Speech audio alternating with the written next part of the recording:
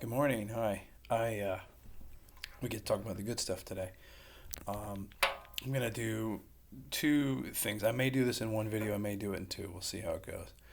Um, we have what are called personality disorders. You're on the top of page two on this outline, and these are the ones that, these are psychosis, full break with reality, if you will, and they're much more serious. This is what you think of when you think of the word psycho. That guy's psycho, man.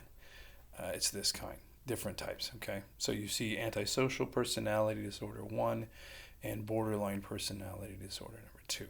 Okay, so let's do antisocial first. And I've got a whole list of I've on the module on this video. I think above it there'll be linked a couple of pages talking about the difference between psychopaths and sociopaths, which are basically two different types of antisocial personality disorders generally.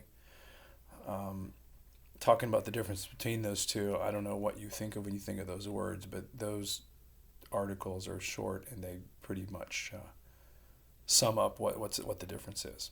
Okay, so let me go ahead and show you the notes I have here. Let's just focus on the top part here. Hopefully that's nope. I can't ever get the height right on these suckers. Yeah, just right there. Okay, and I'll read through this simply because I know how I write. So this is what you think of when you think of a psychopath or a sociopath, okay? And psychopath tends to be more extreme than sociopath, just in a nutshell. But I would really recommend that you, if you're interested in this at all, read those articles. So first, they violate the rights of others without hesitation. Um, you're in my way, I push you out of the way, maybe physically, but more metaphorically. Think about in the workplace. Or if you've got something I want, I will simply take it without any kind of remorse, without any kind of loyalty to you. You got a guy that might be married. You have a wife and kids for appearance's sake, because that's what you're supposed to do to get ahead in life and so on. And when they're no longer needed, he'll leave. Just leave them. Just walk away. Never think about them again. No conscience. It's really quite scary. These guys are also often very good at being charming.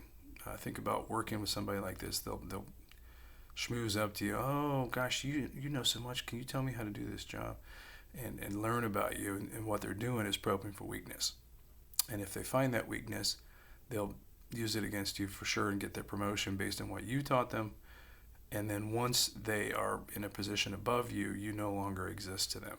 They'll just, step all over you. They stepped all over you to get there, and now they'll simply ignore you.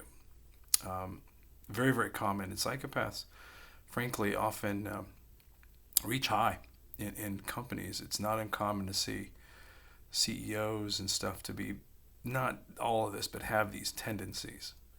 You can argue you got several U.S. presidents that probably have sociopathic tendencies. Because it's, why do you not achieve sometimes? Because you're worried about other people's feelings, you're worried about other people getting hurt and so on and so forth, and these people don't, and it doesn't hold them back that way. I can also, if you'd like, I'll try to link an article about why you want to hire a psychopath if you're talking about certain jobs and professions and things like that. Okay, it's often that they will fake being someone, just make up identities, and live secret lives or whatever. Again, all to get other people to do what they want. Oh, you like to fish? Yeah, I fish. I used to professionally fish. Gosh, yeah, and they'll learn enough about it just to get by, and they don't even know how to fish. And then that gets them the job, or that gets them the promotion, or whatever. When they get caught, they're often very sorry, acting, oh my gosh, it's terrible, I can't believe it. And they'll do exactly that. They learn, and they're smart usually. They'll act their way through therapy. They'll learn what to say, what to get out of it. And the whole time they're just thinking, probably, they're talking to their therapist thinking how awful it'd be. How awful they've been. They're probably thinking, I can't wait to get out of here so I can go kill someone or go, destroy somebody else's life or do whatever I want to do.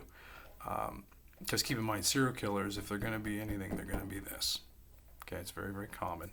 Not that there's a lot of serial killers, but serial killers are always going to have a social personality disorder. And the sad part is they can't. It seems like they can't really be treated. This is something that you're born with. Like I said, it can't be treated. They don't want to be treated. They think they're great. They think everything is fantastic. Everybody is beneath them, more or less. You can picture certain arrogance here. Smugness is a good word, I think.